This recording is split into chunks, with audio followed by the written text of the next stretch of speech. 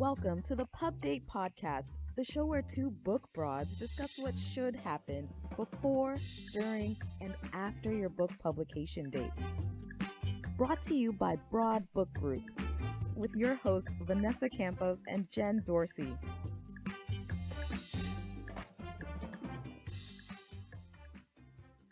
Hello, friends. How are we doing, Jen? Hello, welcome to the pod. I'm well. How are you today, Miss Vanessa? I'm really excited because not only do we get to talk to the very first literary agent that we've had on the show, but also a really good friend. And honestly, I love that she's on today because she's going to really tell it like it is. And I appreciate that because there's so many people out there who want to tell you what what they think you want to hear. So I'm excited. Are you excited? I'm so excited because this guest not only is going to give us the straight dope on what it is like to find and work with an agent, she is going to give us that unvarnished truth, but with love, because that's what she does and we love her for it. Welcome to the show, super agent Wendy Keller. Hey, thank you. Thanks so much for having me on. I'm so excited, and I've heard such great things about what you guys are doing with your publishing company right now. So this is a big honor. Thank you. Oh, we love having you here. And, you know, the three of us go back a really long time. We've worked together on many book deals in the past. You've even written a book for us in the past, not for Broad, but in our other life at another publishing company. And so I think we've been on all sides of the fence together. Isn't that the truth? And had fun every time. So you know, that's a good memories. We've got a lot of good stories and a lot of good memories to share. Yeah. Well, I want to dive right in because I don't want to waste any time with you today. You have been an agent for how long? Since the Paleolithic period.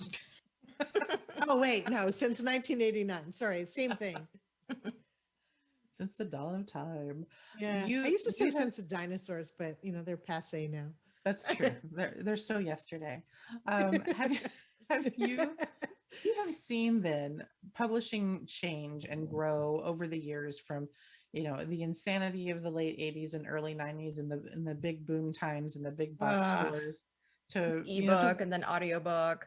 Everything. Oh my goodness. Yeah. You've seen it all. I have. But I think the one thing that seems to kind of always be a part of the conversation is literary agents. And so talk to us a little bit about, first of all, who needs one? Well, that's a really great question. I would say that individuals who need a literary agent are people who hope to sell their book to a publisher for money. You know, there's lots of options now that didn't always exist where you could pay someone money and they'll publish your book for you, or you could figure out some deal where maybe someday they'll give you money, possibly under the right circumstances if the stars align. But my job is to say, okay, this is good, this is bad, this will sell. I know who to sell it to, and then place a deal with usually, you know, one of the big mid-list publishing houses in the country, or with one of the big houses, depending on who that author is and what they've got to offer and how refreshing and unique their content and their platform are. Right. And we should preface this conversation by saying that you work exclusively with nonfiction clients. Right. Correct? And I don't handle fiction. I don't handle true crime, although that's nonfiction. And I don't handle any stories about how you were abducted by aliens or you're channeling the ghost of Princess Diana or, you know, any of that kind of stuff. And I see that every year, which is why I say that. But every year, some dead person writes a book through someone who wants to be an author. But to be specific, my expertise and my reputation are built with publishers, and those publishers expect me to sell high quality, clearly vetted, ready to sell, differentiated content from great authors who have credentials in business, science, or self-help. Those are my big categories that have brought me the bestsellers that this agency has had and the millions of copies of our books that are out there around the world. Right. So when people are thinking about whether or not they are that person, whether or not they are the person who needs to find an agent, what should they be when they do make that decision? They say, yes, that's me. I'm going to do it. I'm going to go for it. I've got the platform. I've got the book. I've got all the pieces here, or at least I think I have all the pieces. When they go out and start to look for an agent, what do they look for? That's a really good question. So I always tell people, I have this little YouTube thing that goes into it in more details. It's called Wendy Keller's Rule of 30, which is a really something to consider because this is a hard problem for many authors. But if you have a platform and a proposal or a book or whatever, then you should be judging agents on two criteria: those who have sold books like yours and who are still selling books like yours. I started my career in screenplays, but I don't handle screenplays anymore. I used to sell all kinds of nonfiction until I became a recognized expert in the three categories: business, science, and self-help that I sell now. So there are books on my sold list that represent what I used to sell, but I don't sell those anymore. The reason for that is because the author wants an agent who has good relationships with the editors, because ultimately it's the agent's ability to present and sell your material to the editor because it matches what that editor wants to buy that makes that agent valuable to you as an author. Right. They have sold and are selling books like yours. And it's not an endless process. The rule of 30 on YouTube basically talks about, if you haven't gotten an agent in 30 queries to 30 agents who have sold and are selling books like yours, you still don't have an agent. Guess what? Either your material is lousy, your query is lousy, or the book idea is lousy, or you don't have a platform. Those are the only options. There's not some other magical formula. You don't get a brownie point for, your 493rd agent, because we're just going to keep saying no. Be smart about it. That's the big thing. You have to be smart about it if you want to play this game to win, to get an advance, to get a great publisher, to be able to generate the kind of publicity and assets that you dream about happening because of the publication of your book. You really have to get your act together from day one. I mean, we can help people do that at some level, but you have to show up with a good idea and the credentials to write it. Right. It's so funny you mentioned that. I work at a co-working space, and I rent space at a co-working space, and it's fun. You meet a lot of characters, and someone, of course, was asking me all about what it is that we do for a living, all of us. And he said, well, I've got a book idea. And I said, oh, that's great. And of course, and I said, so are you the expert in that topic? And he said, no, I'm just interested in it. And I thought, oh, you sweet summer child. No, that is not going to work.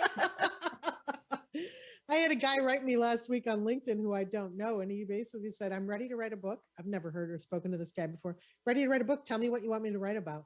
I was like, oh, well, and people write me. This is the other thing. This is my personal pet peeve. And I accidentally fell into a hole once, but I represented an author who was a speaker on leadership. And this was a very big deal. I got him 6 figures back in the day.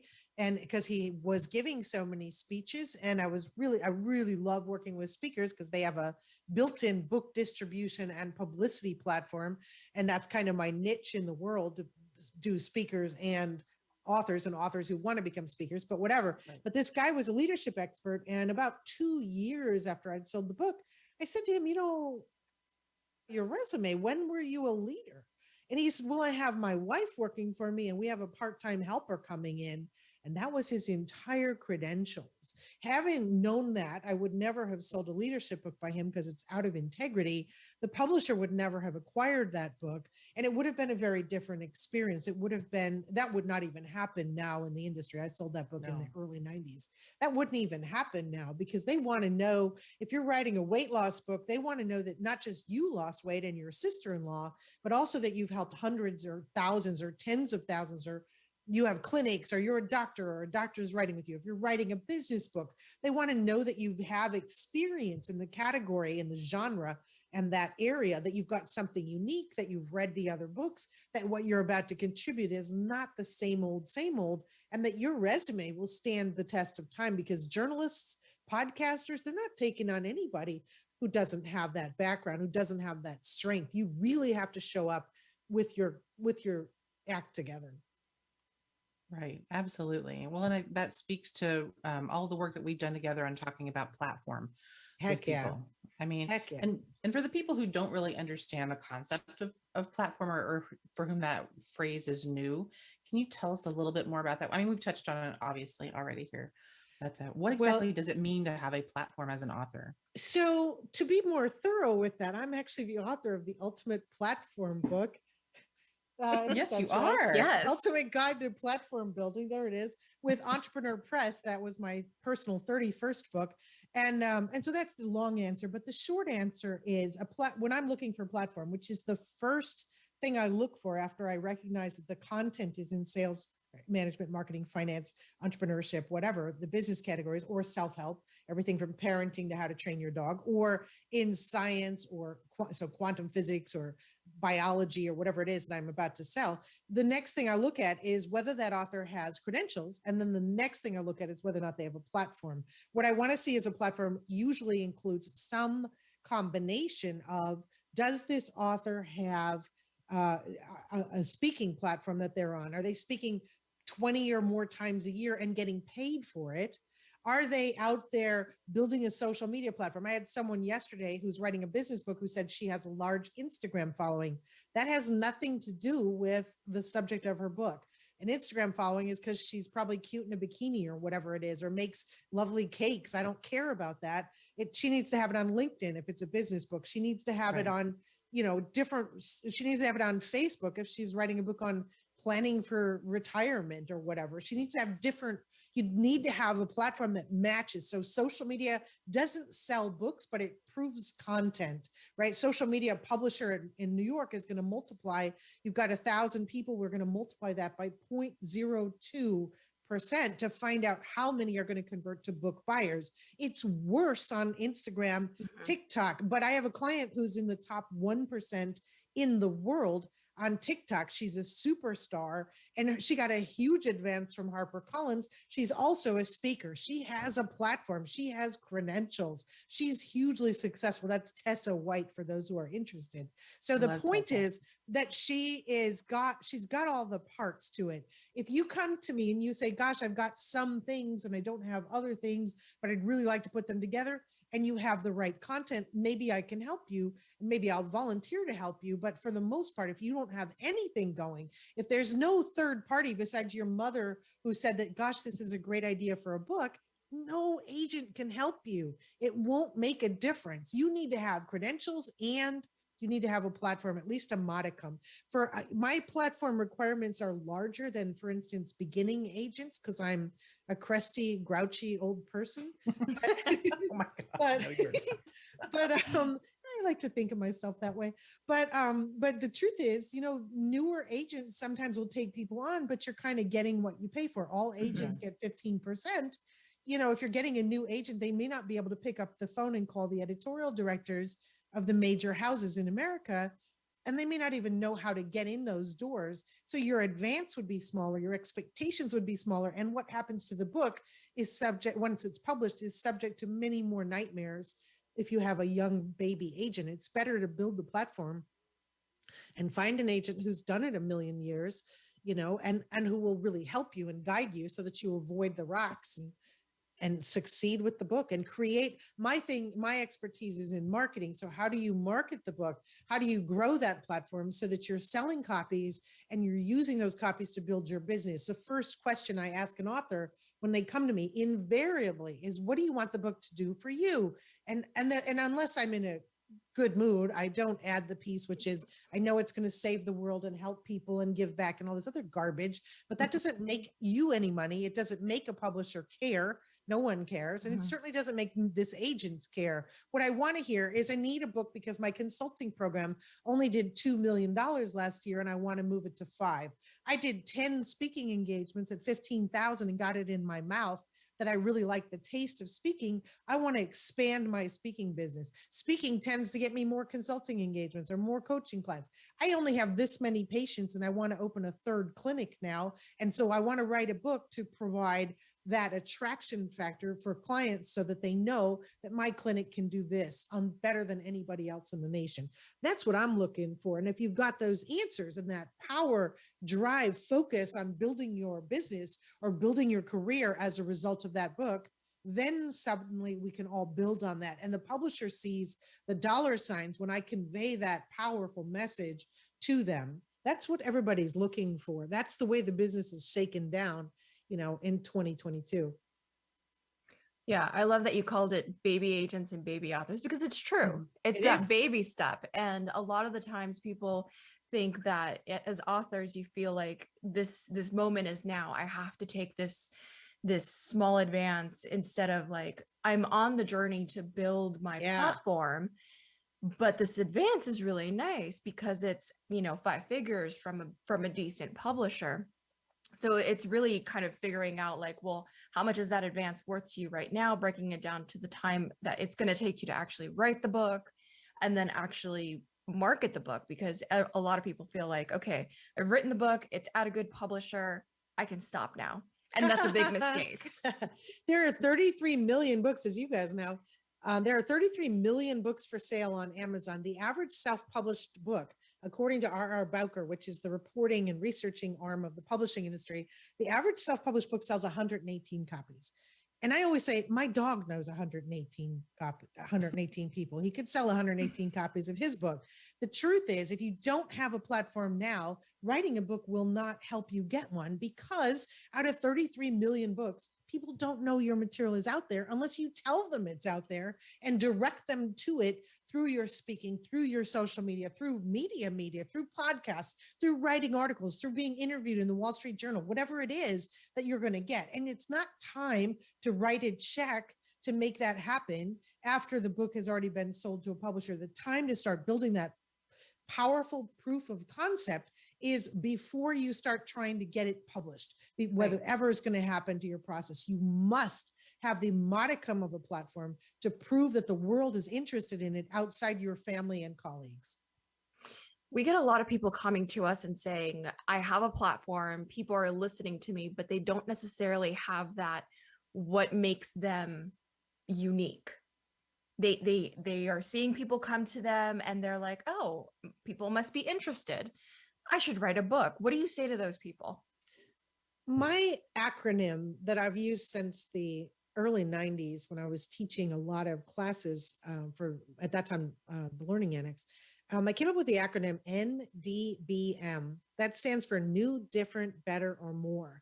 Unless an author can come presenting something new, different, better, or that offers the readers something more, it's illusory that they're ready to publish. So people come to all of us all the time prematurely. They don't have a platform and they haven't fully baked their idea, right? So for those of you who are bakers, if you've ever put something in the oven and pulled it out and stuck a toothpick in it and said, gosh, this is still gooey on the inside, I would say that 99% of what we reject is rejected because it's still gooey on the inside. You need to think about how to differentiate your content.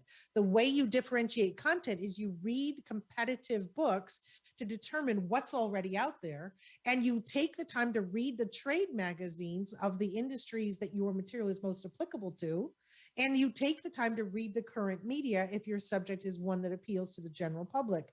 Read the magazines, because magazines, as opposed to newspapers, represent the distillation of the culture's thinking on a subject. They're much more refined. They're much more reduced, like a fine sauce. So you have the opportunity to read the magazines and make a decision about how to differentiate your content, and then continue to test it using your growing platform to find out if you have created something that's ready to be sold. Because here's the difference. People tell me often, and this is a very bad idea, they'll write my agency and they'll go, 15 agents have rejected this, so I'm giving you a chance. And we already know we're not going to be able to take it on when they start with their failure, right? The other thing is that I am really proud of this, but just last week, and this is fairly typical for what really happens if you've taken that time to refine and build your platform and your content. I had an author, actually, I'm going to tell a different story, although this also happened last week, but about a little less than a month ago, a guy came to me, he has massive credentials in his situation. And when I saw the proposal, I immediately called him.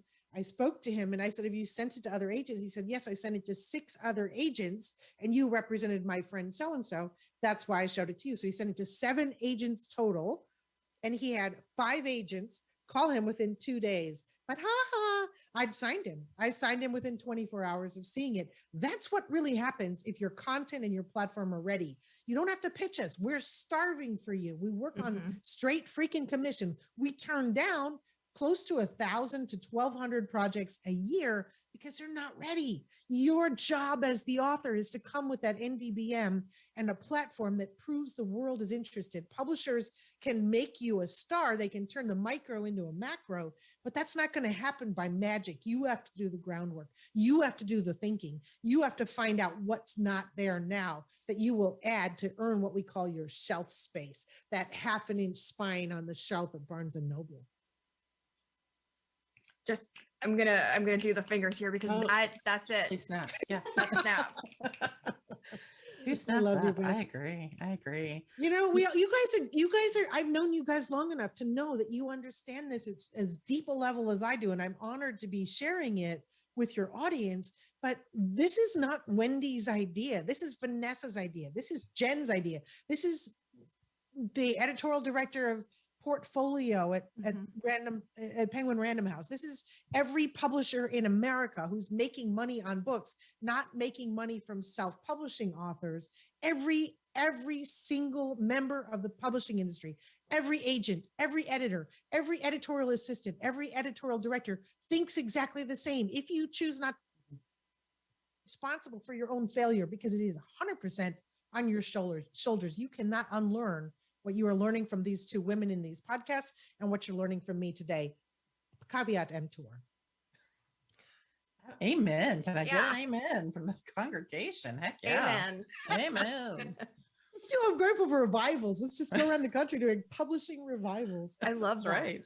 Hey, I'm into it. We've already talked about getting the show on the road, and it's like, let's just get a little camper Yeah, and baby. just do this. Yeah, let's do it. We'd have fun. So Spread the here's the gospel. thing, is that I know that when people are going to listen to the show, the specific episode, they're going to say, I want to work with Wendy. But I can already tell you that like maybe 1% of those people are going to be ready to work with Wendy. And I love something that I loved about you and working with you is that it wasn't just about getting that that contract, that publishing agreement. It was about the work to get there. Hence, you know, the ultimate guide to platform building. But I know that you also offer workshops and courses, you know, so that people can take those baby steps to get to you. Tell us a little bit more about those. Thanks for that, Vanessa. So I, first of all, I do 1 hour consulting, which is available on our website, kellermedia.com. For a very small percentage of the people who approach me for help, I do an extended 6-month consulting program where I build them as speakers, help them learn how to build their platform, help them refine their content. But I only take 4 of those a year because I've got a pretty busy life. I run a speakers bureau, I run an agency. And then we also, if for those who have an idea that they believe is ready to sell, I offer something called the Book Proposal Workshop. I used to do these live all over America and actually the UK twice a year. But now I offer it online, and I have a team of editors who come in and edit components of a book proposal. A book proposal has 5 basic parts plus 2 sample chapters. So we lead you through the thinking from the editors and the agent's perspective, as opposed to, you know, somebody who got their book published in, 1997 is going to tell you, oh gosh, I can tell you how to write some schmuck who has, a part-time journalism background who's now getting paid to write proposals that have never sold. So this is an actual course led by an agent. I do the teaching, my team does the support, but every time you turn in the homework, I have editors who will read that component and come back and give candid feedback in the process called developmental editing. Most authors who are starting out need more developmental editing than they need line editing.